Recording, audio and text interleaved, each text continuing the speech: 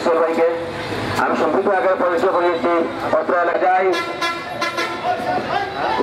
সংগ্রামী উপস্থিতি বাংলা জাতীয়তাবাদী দল বিএনপি ভারপ্রাপ্ত চেয়ারম্যান জনাব তারেক রহমানের নির্দেশনায়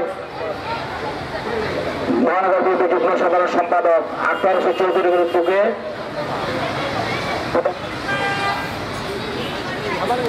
উদ্যোগে আজকে শীতবস্ত্র বিতরণ অনুষ্ঠানের সম্মানিত সভাপতি উপস্থিত, আজকের অনুষ্ঠানের প্রধান অতিথি যিনিকে আমরা মানবতার ফেরিওয়ালা বলে অভিহিত করি, উনি সবসময় মানুষের পাশে থাকেন, যিনি আমাদের মহানগর বিএনপির নির্বাচিত সাধারণ সম্পাদক জনাব এমদাদ হোসেন চৌধুরী।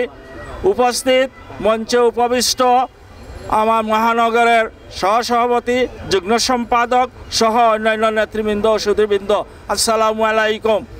আজকে আমি প্রথমে ধন্যবাদ জানাই জনাব আক্তার হোসেন চৌধুরীকে। উনি গরিব দুস্থর মাঝে আজকে শীতবস্ত্র বিতরণ করিতেছেন, আগামীতে রমজান মাসেও শীতবস্ত্র বিতরণ করবেন এই আশা রাখি। এবং আমরা এই 24 এপ্রিল বর্তমান জুলাই 24-এর বিপ্লবের পর আজকে মুক্ত পরিবেশে এই এলাকাত সভা করতে পারতেছি।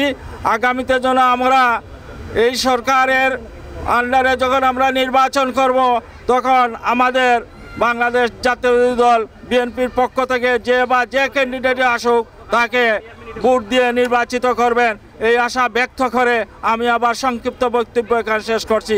খোদা হাফিজ। বাংলাদেশ জিন্দাবাদ, তারেক জিয়া জিন্দাবাদ, শহীদ জিয়া অমর হোক, অমর হোক।